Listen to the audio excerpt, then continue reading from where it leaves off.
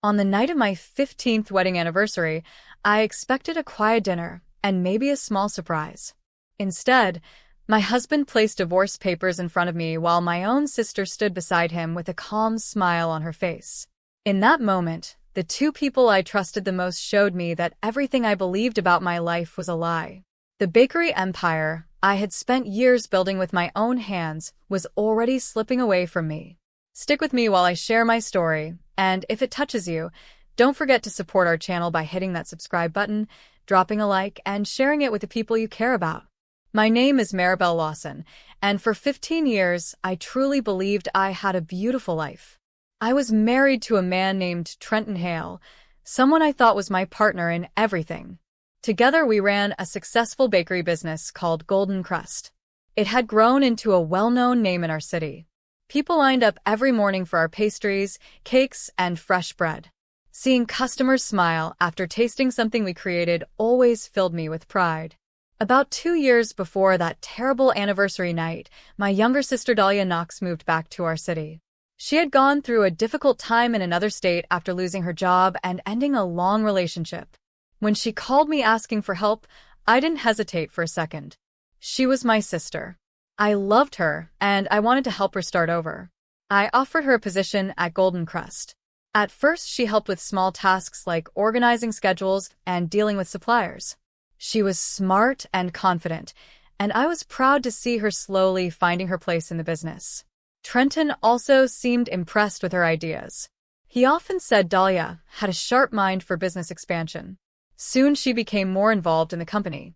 She attended meetings with Trenton, reviewed reports, and helped plan new store locations. I trusted both of them completely, so I never questioned anything. In my mind, we were simply building something bigger together as a family. Years before that terrible anniversary night, Golden Crust was nothing more than a small bakery on a quiet street. It wasn't a big business back then.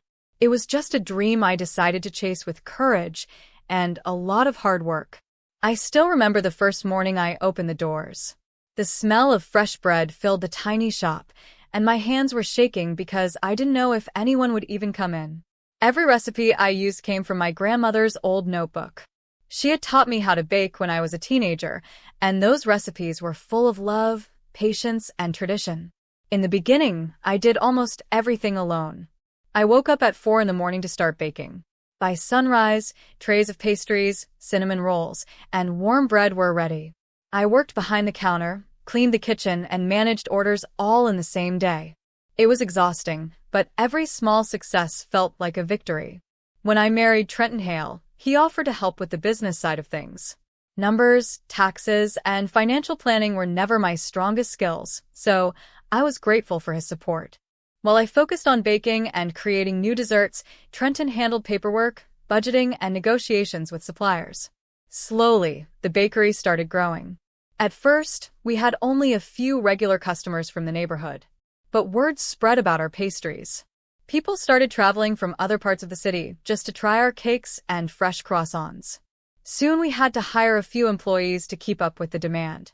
Within several years, Golden Crust became something much bigger than I ever imagined. What started as a single small shop turned into multiple bakery locations across the city. Seeing our logo on different storefronts made me incredibly proud. It felt like proof that all those early mornings and sleepless nights were worth it. Then one day, my sister Dahlia Knox called me. Her voice sounded tired and defeated. She had lost her job in another city and had just ended a long relationship that left her emotionally drained. She said she didn't know where else to go. Of course, I told her to come stay with us. When Dahlia arrived, I wanted to help her rebuild her life. I believed family should always support each other during difficult times. After a few weeks, I offered her a position at Golden Crust. At first, it was a simple role helping organize schedules and coordinate deliveries between our bakery locations. She quickly proved she was capable. Dahlia had strong organizational skills and a confident personality. Employees respected her because she spoke clearly and handled problems quickly. I felt proud watching my younger sister regain her confidence. Trenton also seemed impressed by her work. During meetings, he often praised her ideas about improving operations and expanding the business. I thought it was wonderful that the three of us were working together. Back then, I believed I had the perfect balance in my life: a growing business, a supportive husband, and a sister who was finally getting back on her feet. Looking back now, that was the moment everything quietly began to change. At first, the changes in the company were so small that I barely noticed them. Dahlia slowly became more involved in the daily operations of Golden Crust. She started attending meetings with suppliers and speaking to store managers about their performance. Since she had already shown she was responsible, I trusted her to handle those things. Trenton often said it was good for the business to have someone focused on organization and growth while I focused on baking and creating new products. That made sense to me. I loved working in the kitchen, testing flavors, and making sure every pastry that left our ovens tasted perfect. Soon Dahlia began suggesting new systems for the company. She said the business had grown too large to run the old way and that we needed a more modern structure. She talked about improving efficiency, hiring new managers, and changing how reports were delivered. Her ideas sounded professional and well-planned. During meetings, Trenton often supported her suggestions. Sometimes he even seemed more excited about her ideas than mine. At the time, I didn't think much of it. I believed they were both trying to help Golden Crust become stronger. Over the next year, Dahlia took control of several important areas of the company. She started handling hiring decisions for new employees. She also became responsible for negotiating with suppliers and reviewing financial reports with Trenton. Whenever I asked about something related to finances or expansion plans, they usually told me everything was under control. I trusted them completely, so I focused on what I loved most. I spent my days in the bakery kitchens testing recipes and training our pastry chefs. Customers often visited just to watch me work, and many said the smell of fresh bread from our ovens reminded them of home. Then one afternoon, Trenton and Dahlia told me they wanted to discuss restructuring the company. They explained that Golden Crust had grown so much that we needed a new legal structure if we wanted to attract larger investors in the future. Trenton said it was a normal step for businesses that were expanding quickly. Dahlia added that it would make operations smoother and help us open more locations in other cities. They brought several documents for me to review. The pages were filled with legal language that looked complicated and confusing. Trenton assured me everything was standard paperwork that many companies signed during restructuring. Because I trusted my husband and my sister, I didn't question it too much. I believed they were protecting the business we had built together. So whenever they asked me to sign documents related to the restructuring, I did. Sometimes Dahlia would quickly explain that one paper adjusted ownership percentages temporarily for investment planning. Other times Trenton said a signature was needed to move certain assets into the company's new structure. At the time, it all sounded technical and harmless. I never imagined that those signatures were quietly changing everything about my future. While I believed we were strengthening Golden Crust, something very different was happening behind the scenes. Piece by piece, the company I built was slowly being moved out of my control, and I didn't even realize it. That anniversary evening is a moment I will never forget. The house felt strangely quiet when I walked in. I thought Trenton had prepared something special for our 15th anniversary, maybe a dinner or a surprise. But the moment I stepped into the dining room, I noticed something that immediately felt wrong. My sister Dahlia was sitting at the table. She looked calm, almost relaxed, like she had been waiting for me.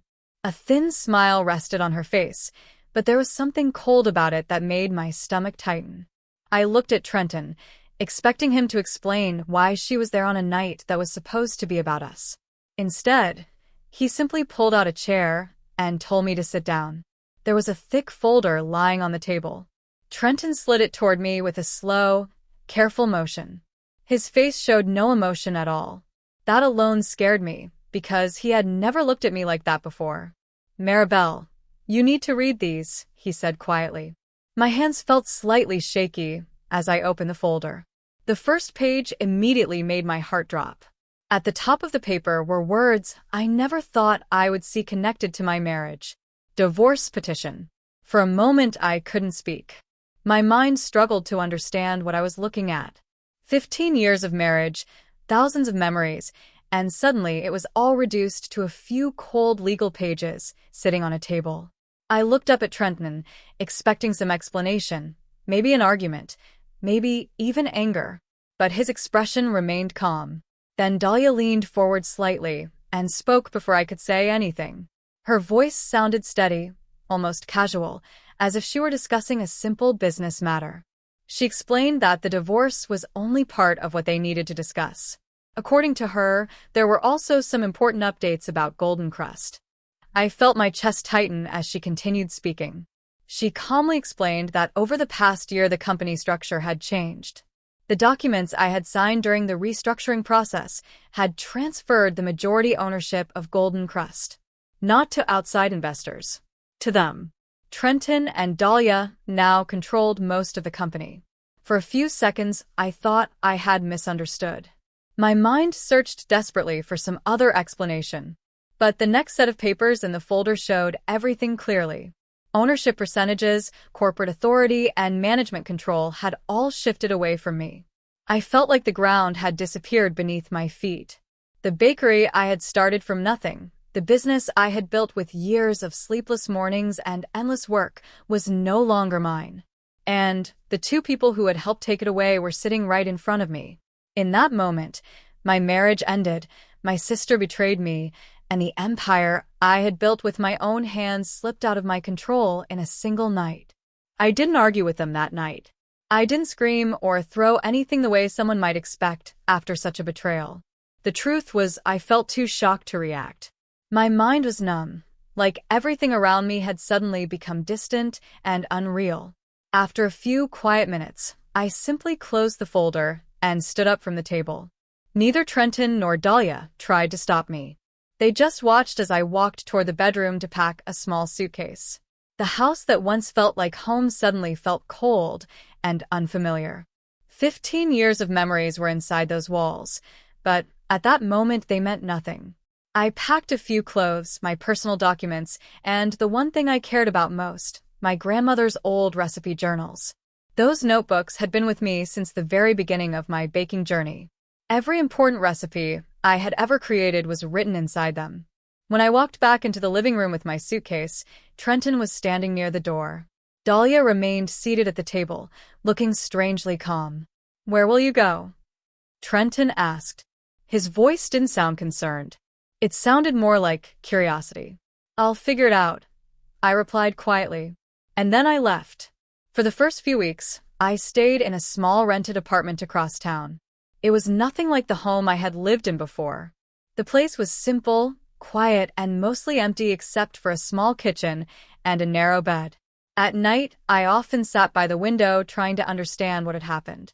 My life had changed so suddenly that it almost felt like a bad dream I would eventually wake up from. But every morning when I opened the news or heard people talking about Golden Crust, the truth returned. The company was still operating, but now Trenton and Dahlia were in full control. They had announced themselves as the new leadership of the business. According to public records, the restructuring had legally given them authority over the company's operations. From the outside, it looked like a simple management change. No one knew the full story behind it. During those quiet days in my apartment, I began reviewing the documents I had taken with me. I carefully looked through copies of the agreements I had signed during the restructuring. The legal language was complex, but I forced myself to read every page slowly. That was when I remembered something important. Before Golden Crust ever became a large company, before investors or legal structures were involved, every recipe and product concept had been created by me. The recipes came directly from my grandmother's journals and from years of my own work experimenting in the kitchen. Those handwritten notebooks were still sitting on my small apartment table, and they were the one thing Trenton and Dahlia had never taken from me. At first, it felt like a small comfort in the middle of everything I had lost. But the more I thought about it, the more I began to wonder if those notebooks might mean something more. Maybe the story wasn't over yet. During those quiet days in my apartment, I spent hours reading through every document related to the company restructuring. At first, the legal language felt overwhelming. Many of the terms were complicated, and I wished I had paid closer attention when those papers were first placed in front of me. But now I had time. And more importantly, I had motivation. Every night I sat at the small kitchen table with stacks of documents spread around me. Slowly, I began to understand how Trenton and Dahlia had done it. The restructuring agreements had changed the ownership structure of Golden Crust.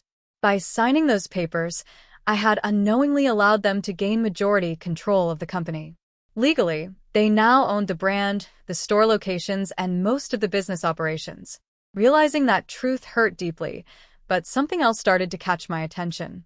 Certain sections of the documents mentioned intellectual property. That included product formulas, original recipes, and proprietary baking processes. When I looked more closely at those parts, I noticed something strange. Many of those items were listed as pending transfer during the restructuring process, but there were no completed transfer documents attached. At first, I thought I might be misunderstanding something, so I decided to contact a lawyer. His name was Graham Mercer, and he had experience with business contracts and intellectual property cases. When I showed him the documents, he carefully reviewed them for several days. I waited anxiously for his response, not knowing what he might discover. Finally, he called me into his office.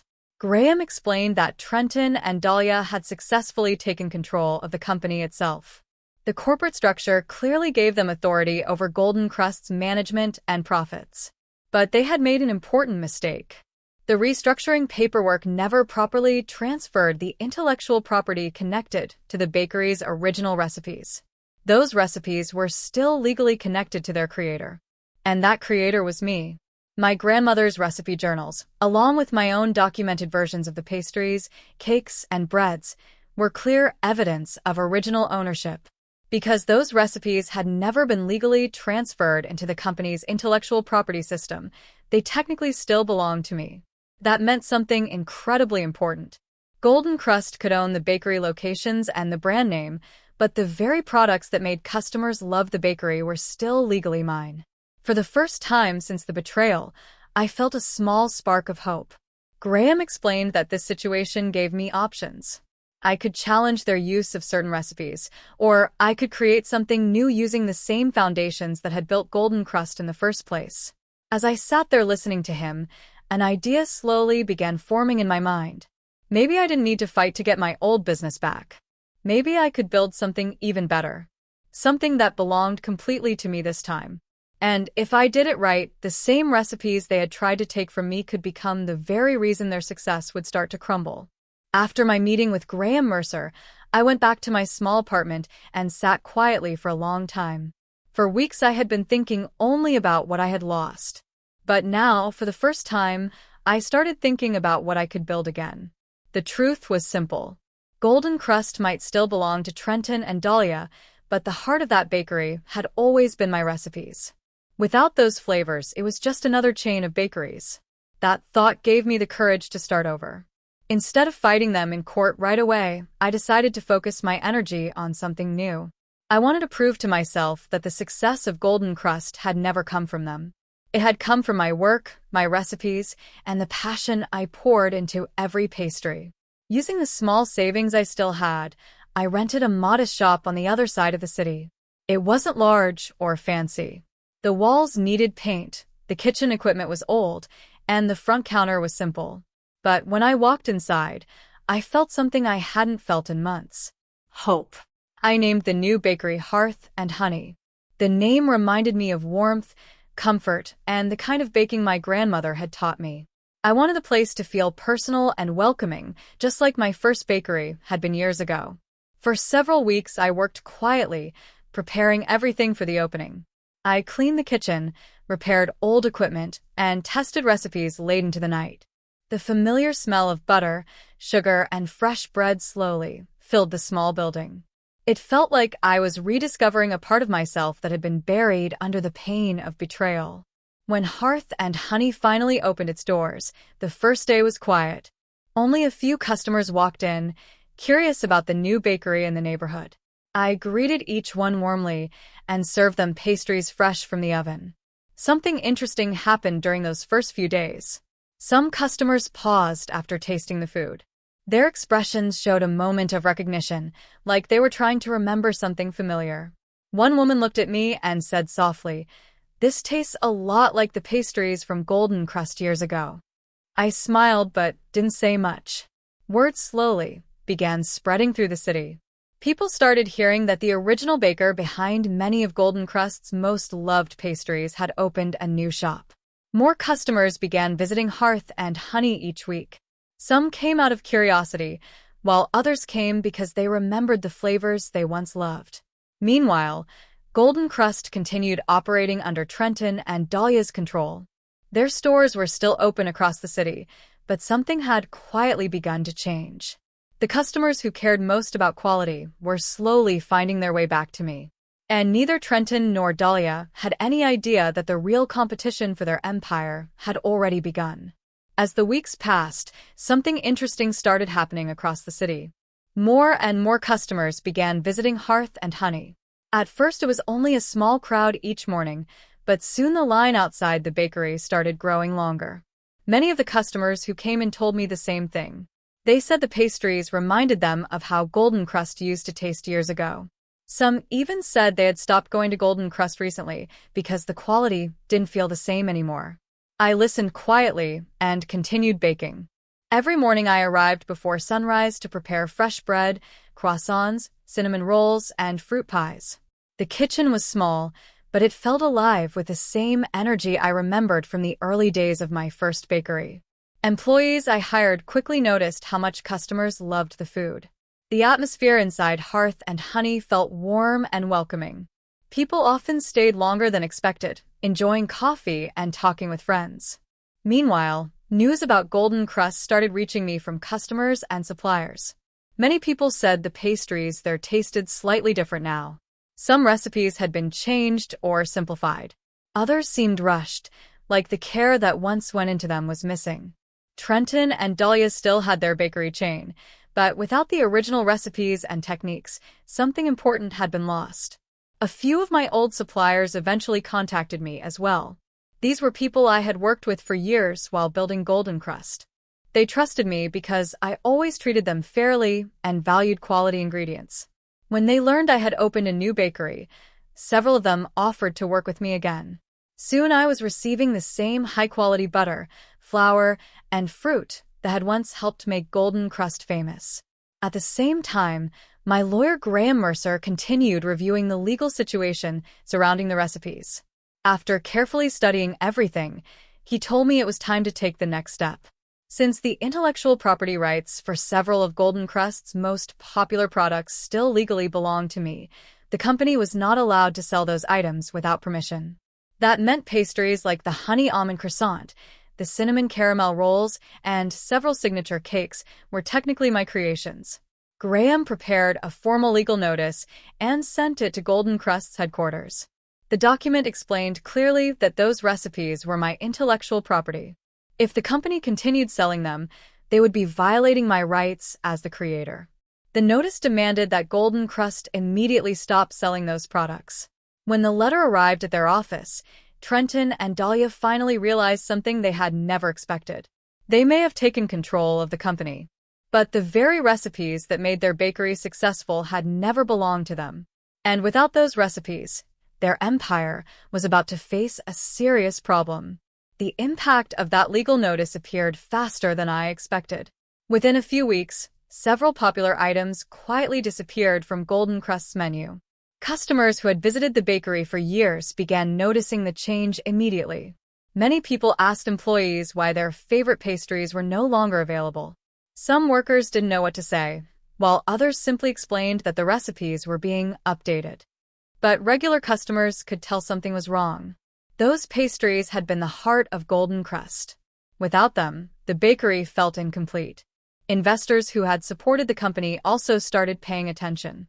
When signature products suddenly disappeared, it raised serious questions about the stability of the business. Some locations began seeing fewer customers each week. Meanwhile, the situation at Hearth and Honey looked very different. The bakery was busier than ever. Lines often formed before the doors even opened in the morning. People traveled from different neighborhoods just to taste the pastries they remembered from years ago. Some customers even told their friends that the real Golden Crust had moved across town. I never encouraged those comparisons, but I quietly continued doing what I had always done, baking with care and attention. As the months passed, Hearth and Honey grew faster than I ever expected. The small shop that once felt almost empty was now filled with laughter, conversations, and the smell of fresh pastries every day. Soon I was able to open a second location, then a third. Each new bakery followed the same simple idea that had made my first shop successful years earlier: good ingredients, honest recipes, and respect for customers. At the same time, Golden Crust began facing serious financial pressure. Without their best-selling pastries, sales dropped across several locations. Some stores started closing earlier than usual because there simply weren't enough customers. Investors became nervous about the company's future. Meetings were held to discuss how to fix the situation, but the truth was difficult to ignore. The bakery chain had lost the recipes that made it special. During this time, I focused completely on growing Hearth and Honey. My team worked hard, and the atmosphere inside each location felt warm and welcoming. Employees took pride in what they created, and customers appreciated the effort. For the first time since the betrayal, I felt peaceful again. The life that Trenton and Dahlia tried to take from me had slowly been rebuilt, not through anger or revenge, but through determination and patience. And while their empire struggled to survive, the one I was building continued growing stronger every day. But the story with Trenton wasn't completely finished yet. About a year after that anniversary night, he finally reached out to ask if we could meet. About a year after that painful anniversary night, I received a message from Trenton asking if we could meet and talk. When I first saw his name, I felt a strange mix of emotions. For a moment, I considered ignoring it, but curiosity made me agree to the meeting. We chose a quiet cafe in the middle of the city. When I arrived, he was already sitting at a table near the window. The confident man I once knew looked very different now. His shoulders seemed heavier, and there were deep lines of stress on his face. For a few seconds, neither of us spoke. Finally, he broke the silence and said he wanted to explain what had happened. He talked about the pressure from investors, the decisions that were made during the restructuring, and how everything had gone wrong after that. His voice sounded tired, almost defeated. As he spoke, I realized something else. Dahlia wasn't there. When I asked about her, he looked down at the table for a moment before answering. Apparently, after Golden Crust started losing money and several locations closed, the relationship between them fell apart. Dahlia eventually left the company and disappeared from his life the same way she had entered mine, quietly and without any explanation. Listening to him, I didn't feel the anger I once expected.